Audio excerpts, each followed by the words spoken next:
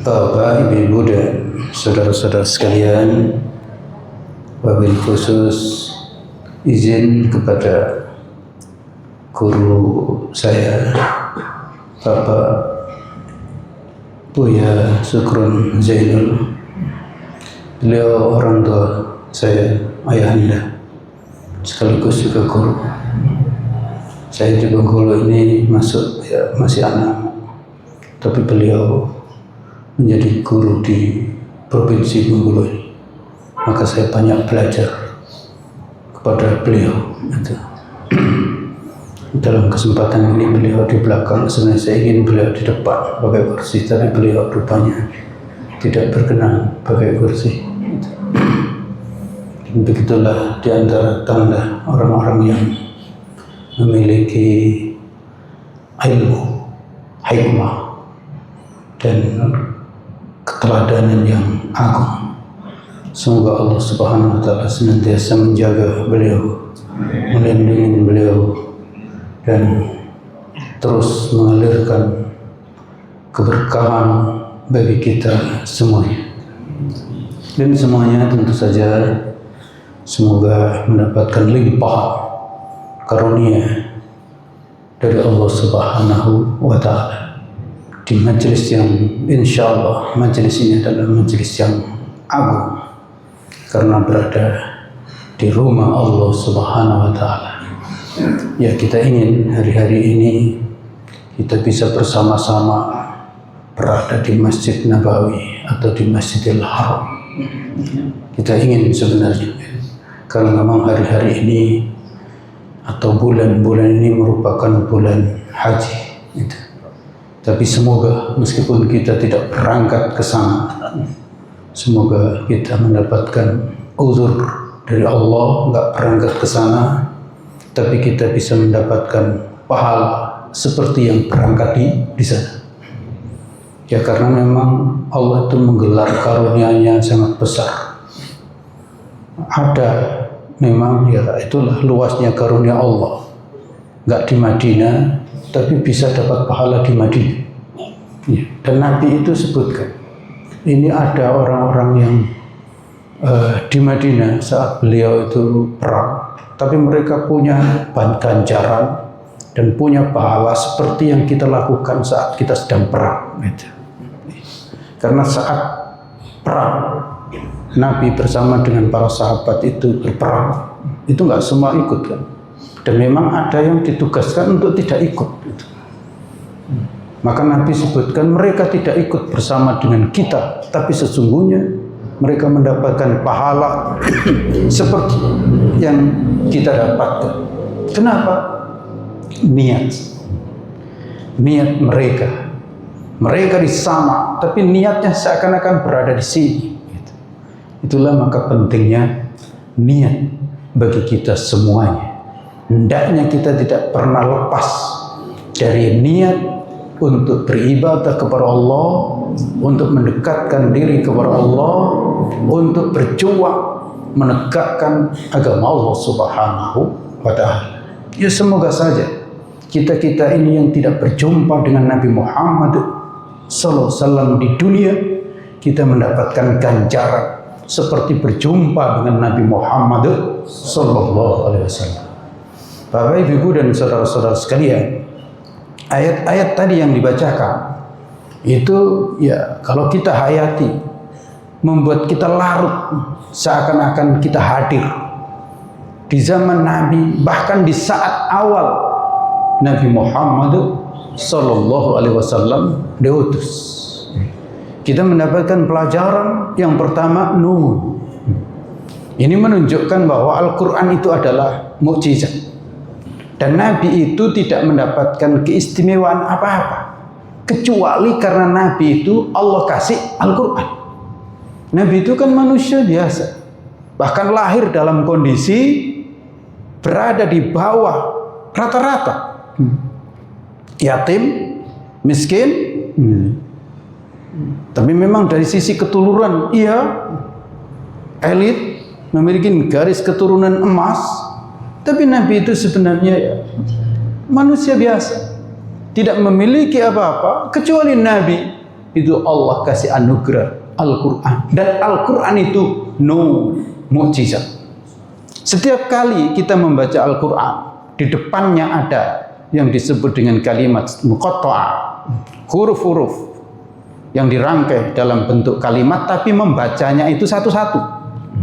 Dan itu tidak ada dalam tradisi ucapan dan bahasa orang Arab. Tidak mungkin orang itu membaca nun atau alif lam mim. Enggak. Karena ya huruf itu kemudian dirangkai akan berbunyi membentuk sebuah kalimat. Kalimat yang punya makna. Tapi ini dibaca satu-satu. Itu belum pernah ada. Dan ternyata ini menggetarkan. Alif lam mim, menggetarkan. Dan ini hanya satu juga. Nun, menggetarkan.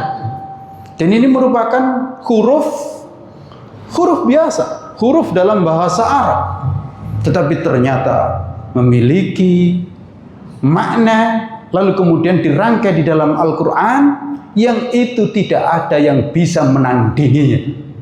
Itulah maka Al-Quran adalah mukjizat. Bukan seperti kalam al-bashar, ucapan manusia, tapi Al-Quran adalah merupakan kalamullah.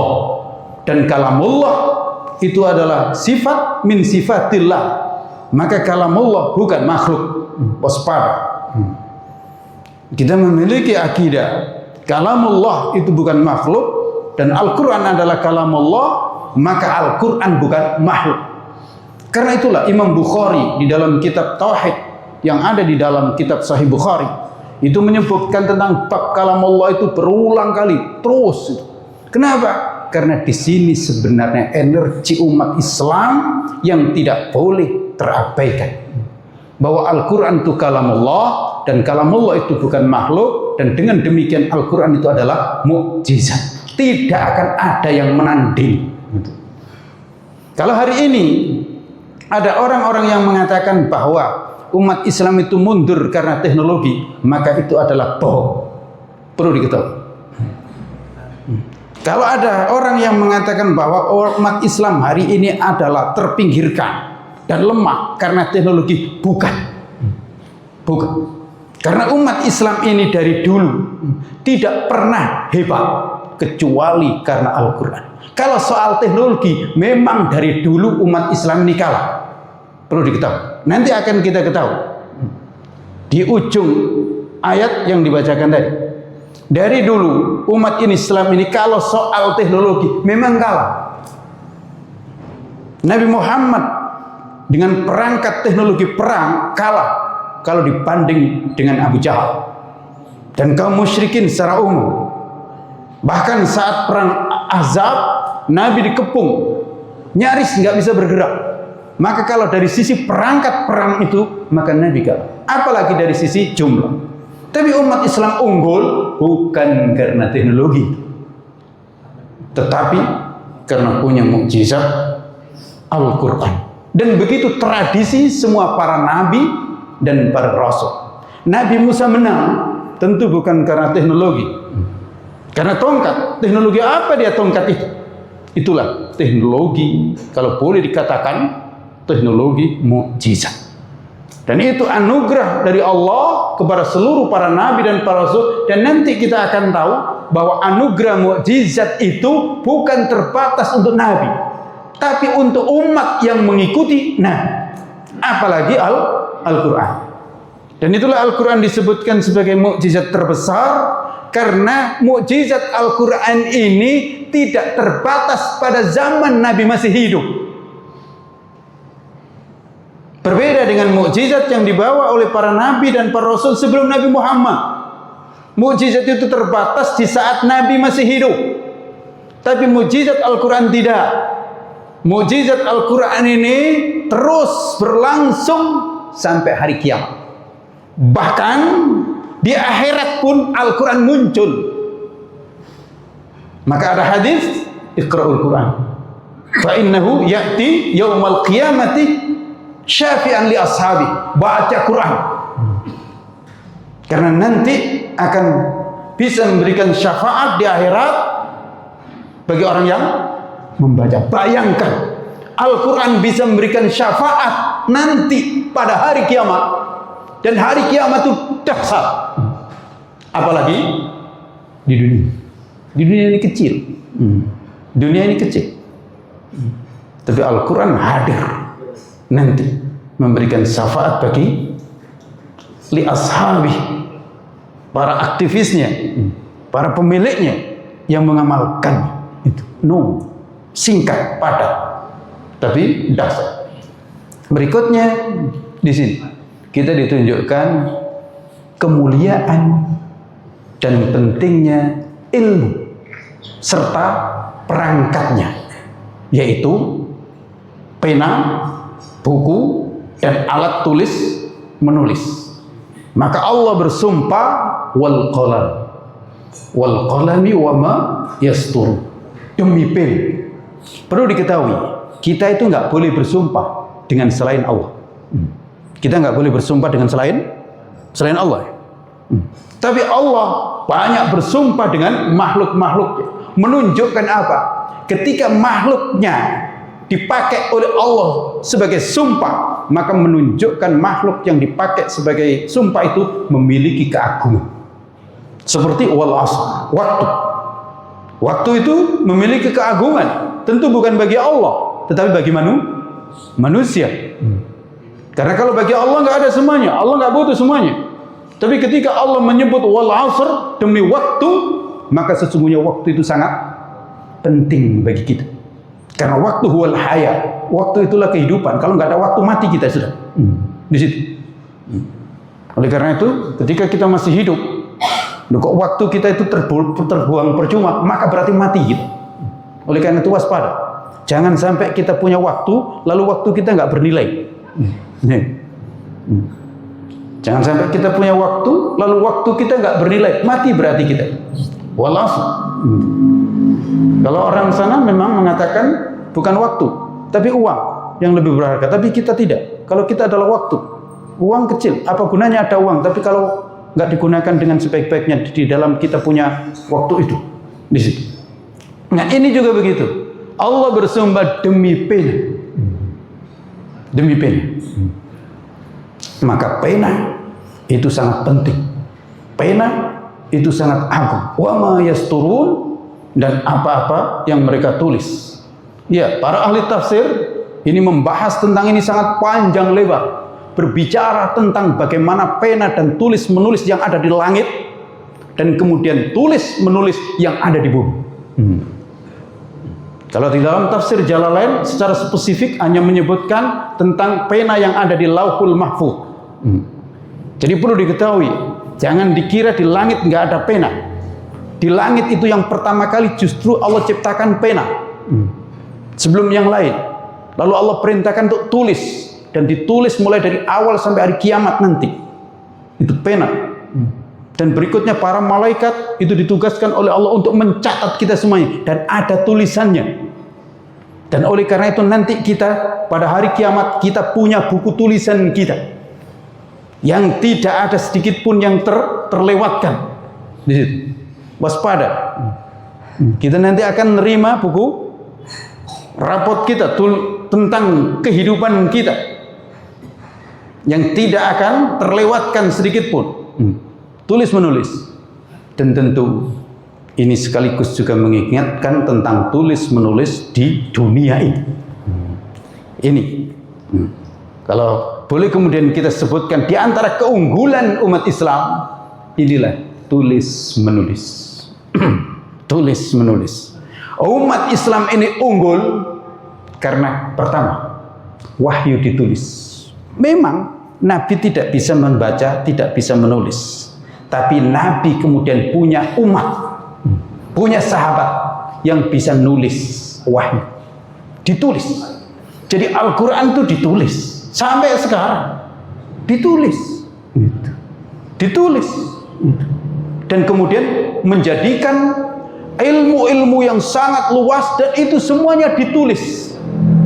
Tidak ada umat yang memiliki kekayaan lebih besar tentang tulis menulis ini dibanding umat Islam. Tidak, sampai sekarang. Padahal disebutkan yang sudah dibuang oleh orang kafir di lautan itu lebih banyak daripada yang tersisa. Perlu diketahui. Dan itu diantara jahatnya orang kafir. Tahu rahasia kita, maka dibuang harta kekayaan kita itu.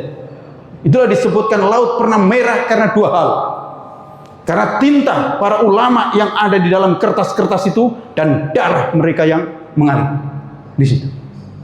Tapi alhamdulillah masih sangat banyak yang sampai kepada kita. Baik di perpustakaan yang ada di negeri Islam maupun di perpustakaan yang ada di Perancis, Paris, Amerika dan seterusnya.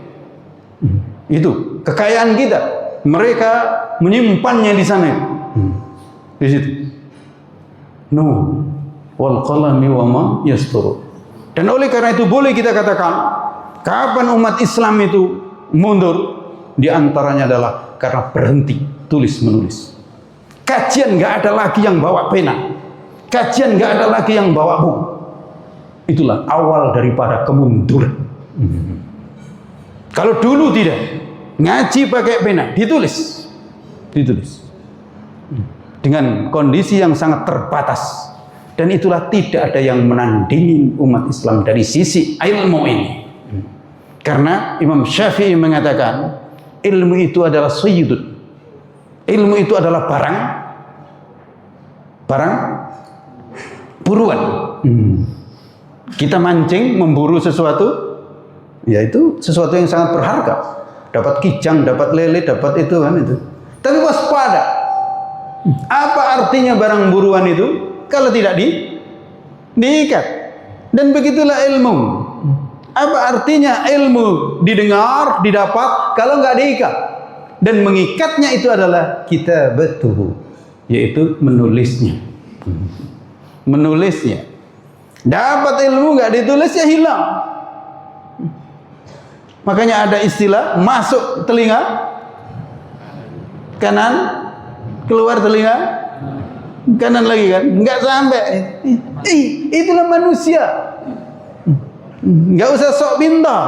Makanya Allah bersumpah, wal qalami wa ma yastur. Allah bersumpah itu, nggak usah sok pintar. Malaikat saja nyatat kok. Kita nggak nyatat dulu, gimana ceritanya? Malaikat itu nyatat, dan malaikat nggak mungkin lupa. Tapi itu pun dicatat.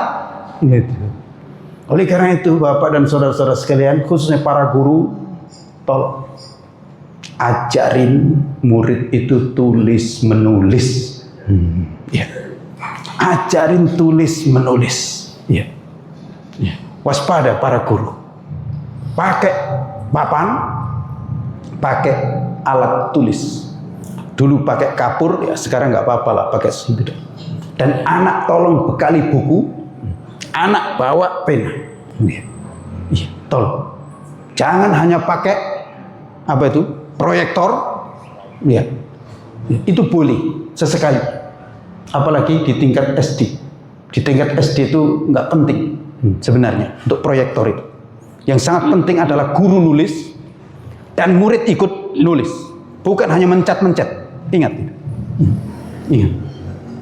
Kita diserbu dengan teknologi yang itu bukan memuliakan dan itu bukan mengangkat derajat, tapi itu nanti menghinakan kalau sampai itu dilanjutkan.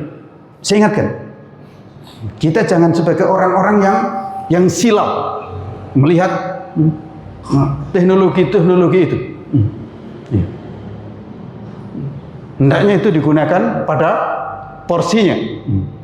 Bukan nggak boleh, tapi itu ada porsinya. Pertama, anak ajarin nulis dulu. Hari ini sudah banyak yang nggak bisa nulis, izin. Dan itu nanti merupakan keruntuhan kalau sampai demikian.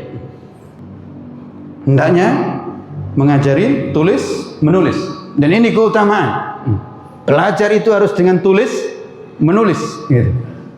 Maka lihat, yang maju itu adalah yang menjadikan tradisi tulis menulis menjadi cara mereka untuk mendapatkan ilmu. Dan ini masih berlangsung alhamdulillah di Masjidil Haram, di Masjid Nabawi, dan juga di kawasan khususnya Mesir. Mesir itu luar biasa. Kalau sudah belajar itu sungguh-sungguh. Beda memang dengan kita kan. Taklim ya taklim, kuliah apa ya, ceramah-ceramah umum itu lah. Ketawa-ketawa udah balik gitu. Kalau di sana tidak, belajar. Ada kitabnya, ini kitabnya. Gitu. Ini kitabnya. Gitu. Enak gitu. Kalau di sini ngaji nggak pakai kitab. Hah? Nggak pakai kitab. Kitabnya nggak ada, bukunya nggak ada. Ya udah, tinggal ngomong saja. Padahal ngomong itu ya memang ya gampang kesana kemari. Baik. Jadi di sini.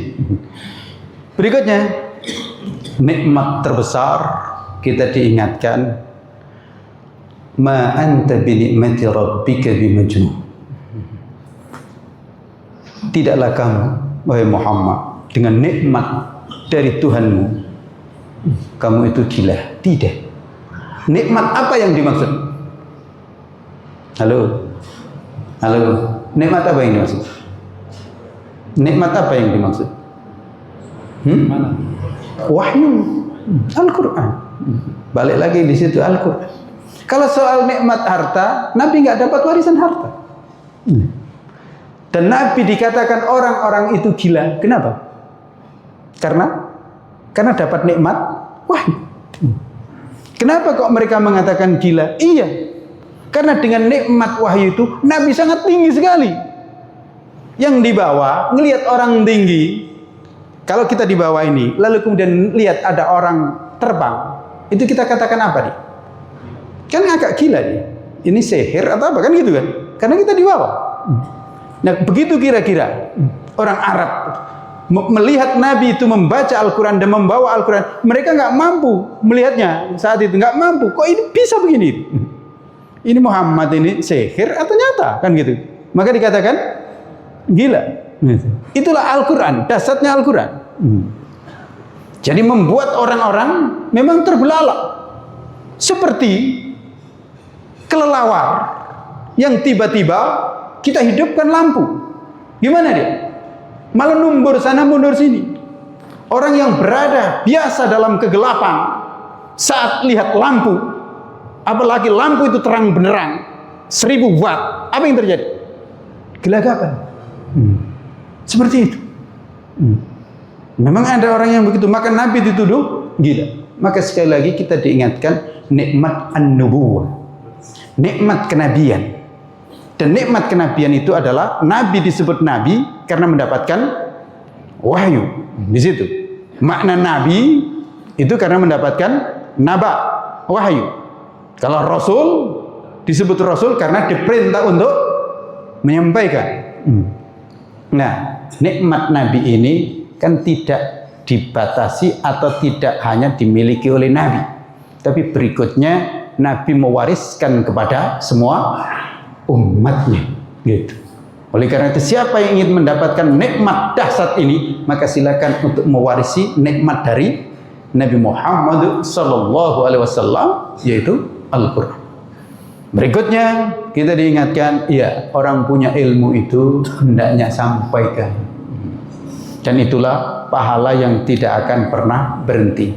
Nabi lalu menjadi Rasul. Dan begitu kita semuanya menjadi orang yang beriman, menjadi mukmin, lalu harus menjadi muballigh, harus menjadi dai.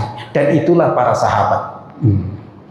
Ketemu dengan Nabi, dapat ilmu langsung disampaikan. Tidak diendapkan pada dirinya. Dan karena itulah kemudian Islam cepat sekali berkembang. Kita hari ini kan enggak. Itulah mubalek itu ya mubalek, ustadz itu kami bukan katanya. Gitu. Padahal kalau kita ngaku umat Nabi Muhammad itu, maka kita harus melanjutkan. Ketika kita mendapat warisan dari Nabi, maka warisan dari Nabi ini harus kita sampaikan. Nggak boleh kita sembunyikan. Maka dulu para sahabat itu semuanya dai. Bahkan tentara-tentara itu kenapa kok ada perang ke sana kemari? Itu bukan persoalan mau perang, tapi menyampaikan nikmat, rahmatan lil alamin itu. Berikutnya di sini, keagungan umat Islam itu adalah akhlak. Akhlak. Sekali lagi kita menjawab, umat Islam ini bukan mundur karena teknologi, bukan. Tapi mundurnya karena akhlak. Karena umat Islam ini maju dan Nabi Muhammad itu maju karena akhlak. Karena akhlak. Wa innaka la'ala khuluqin 'azim. Nabi dipuji oleh Allah memiliki akhlak yang sangat agung. Dari mana? Dari Al-Qur'an. Makanya Ummuna Aisyah ditanya, bagaimana akhlak Nabi? Karena khuluquhul Qur'an. Ini Al-Qur'an, teoritisnya Nabi, itulah prakteknya. Jadi satu dia. Makanya ada Al-Qur'an dan ada As-Sunnah. Dan ini keagungan umat Islam. Umat Islam ini hebat karena umat Islam punya akhlak yang berbeda dengan mereka. Umat Islam tidak berzina. Umat Islam tidak berbohong. Umat Islam tidak korupsi. Umat Islam tidak ngicu, tidak berdusta, tidak menipu. Umat Islam tidak mencuri. Umat Islam tidak menfitnah. Bicaranya itu bukan hoax. Bicaranya itu adalah kejujuran. Ini akhlak ini, gitu. Ini akhlak. Dan disinilah keutamaan kehidupan manusia. Memang kalau di hutan itu terjadi hukum siapa yang kuat itulah yang menang, kuat fisik. Tapi dalam kehidupan manusia bukan. Dalam kehidupan manusia ini yang memimpin, yang kuat itu adalah yang punya akhlak. Gitu. Kalau sampai di dunia ini yang mimpin itu berdasarkan yang kuat, berdasarkan yang apa? Yang curang, maka itu adalah menjadi rimba, hutan. Dan itulah yang terjadi ketika yang memimpin kehidupan ini adalah orang-orang yang kuat teknologi, maka kehidupan seperti jadi hutan. Siapa yang kuat itulah yang menerkam. Tidak boleh yang lain punya gigi. Yang punya gigi hanya harimau saja. Itulah Amerika. Tidak boleh ada yang punya senjata kimia. Harus saya saja. Saya polisi, kalian bukan. Itu. Tapi kalau Islam tidak. Islam memimpin itu dengan akhlak. Maka bagaimana dulu Islam memimpin dari Baghdad dan bagaimana dulu Islam memimpin dari Andalusia. Luar biasa, ilmu pengetahuan yang ditebak. Kemakmuran yang ditebak. Berikutnya kemudian masuk ke Nusantara ini. Itu akhlak. Maka Imam siapa itu? Syair Syauqi itu menyatakan bahwa innamal umamu ma baqiyat akhlaquhum fa in dhahabat akhlaquhum dhahabu. Umat itu adalah sangat tergantung akhlak. Kalau akhlaknya ada, maka ada. Tapi kalau akhlaknya sirna, maka lenyap. Gitu.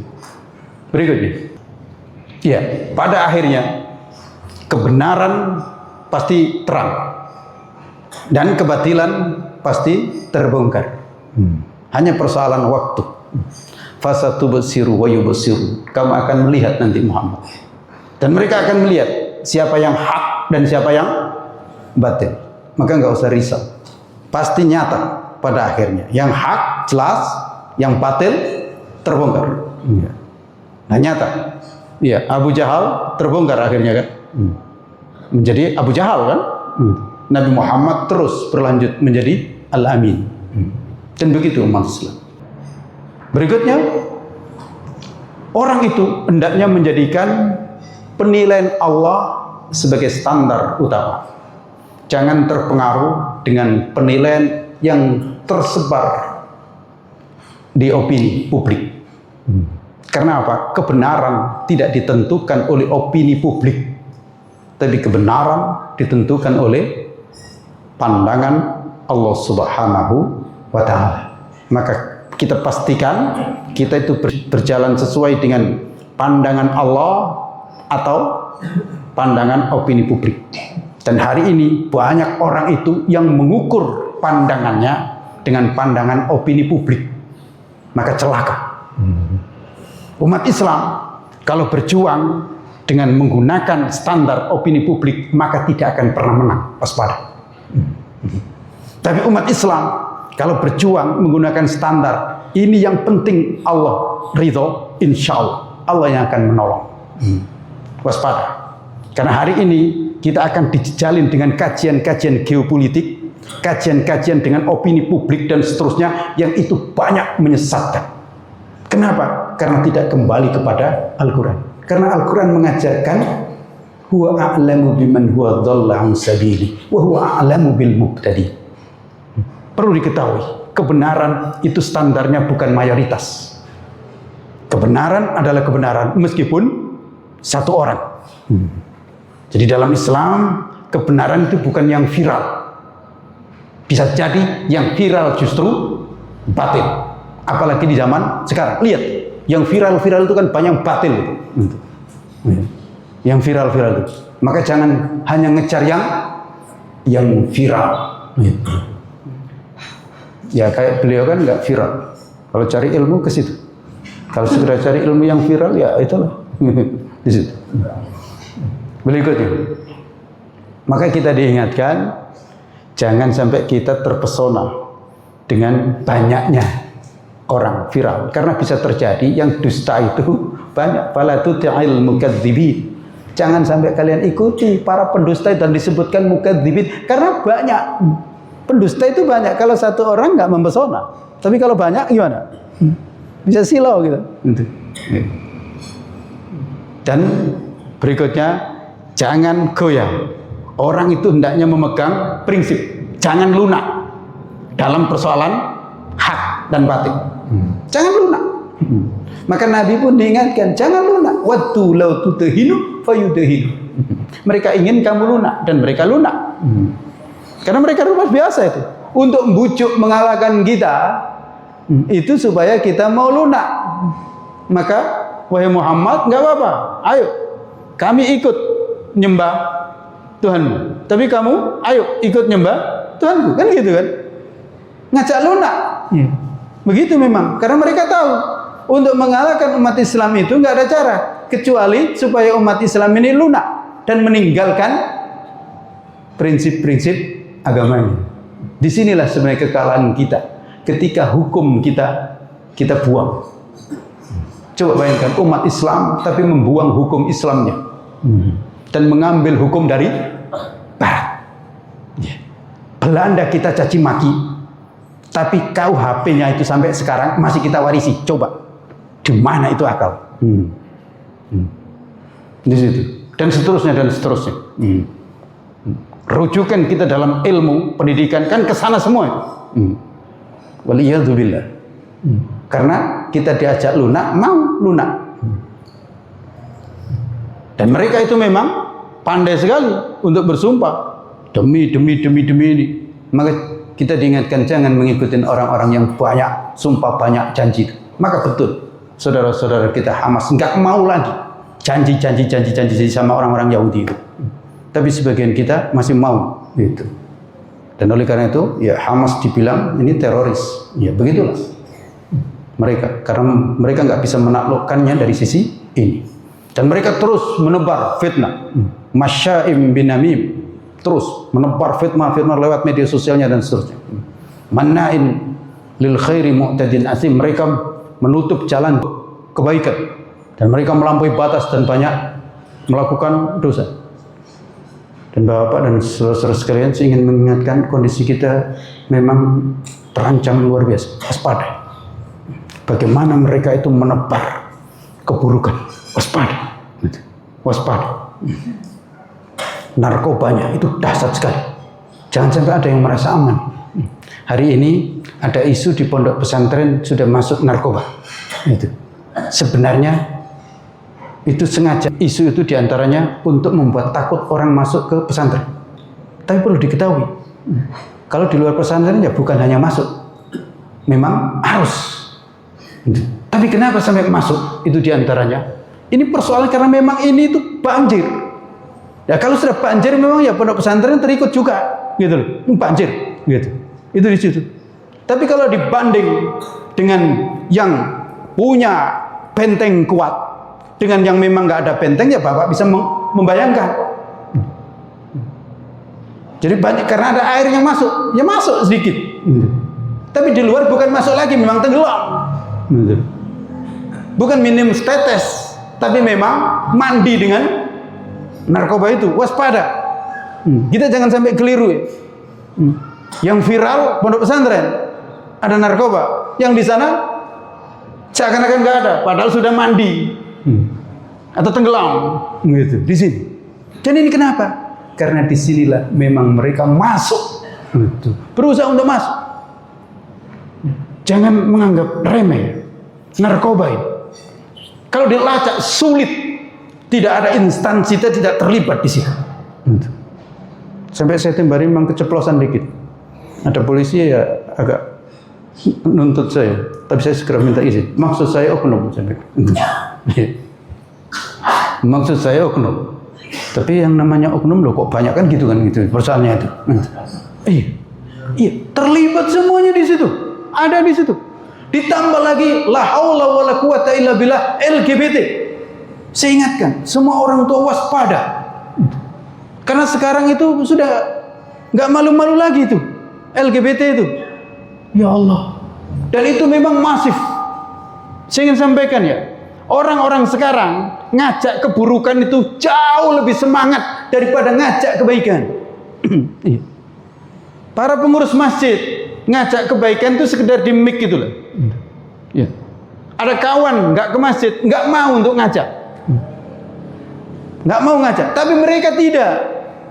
Mereka kalau melihat ada orang nongkrong nggak pakai narkoba, diajak, dibelikan, dibelikan. Nggak mau LGBT, ditraktir dulu. Gampangnya punya kawan dia merokok, melihat kawannya nggak ngerokok, dikasih dia. Itu yang tingkat paling rendah, rokok. Rokok. Orang yang merokok tidak akan nggak ngajak kawan merokok. Yang terkena narkoba nggak mungkin nggak ngajak. Beda dengan kita. Kita sholat tapi nggak ngajak orang sholat. Di sini. Maka memang nggak imbang sekarang itu. Antara yang ngajak keburukan dengan yang ngajak kebaikan itu nggak imbang. Nggak imbang. Maka waspada. Dan dari sini sebenarnya kelemahan umat Islam dan bedanya dengan zaman sahabat. Kalau zaman sahabat tidak, di mana ada yang tidak sholat, di mana ada yang belum bersyahadat, diajak. Dan itu setingkat Abdullah ibnu Umi Maktum yang buta diterjunkan oleh Nabi ke Madinah, maka didatangin satu persatu hingga kemudian tidak ada rumah kecuali di situ pasti ada orang Islam masuk Islam. Begitu. Itulah para sahabat. Kita kan enggak. Kita enggak, udah bawa baik-baik sendiri aja kan. Kita kadang malu ngajak orang baik. Sementara mereka enggak ada malu untuk mengajak keburukan di situ. Dan ini sudah disebutkan di dalam Al-Qur'an. Utullim ba'da dzalika zanim. Ditambah lagi mereka itu punya harta. Nah, tambah punya harta dan punya pengikut. Dan ini diantara yang membuat mereka sombong. Orang-orang yang berada di dalam keburukan itu punya dana besar. Sementara yang berada dalam kebaikan ini dananya kecil.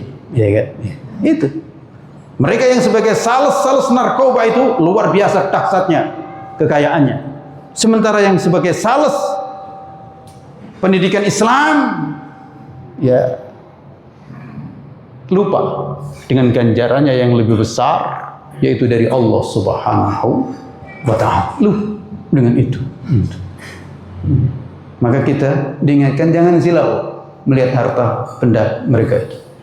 Lalu kemudian mereka mengatakan, ketika kita bacakan ayat-ayat ini, ketika kita sebutkan Nabi, ketika kita sebutkan para sahabat, lah itu kan dongeng masa lalu.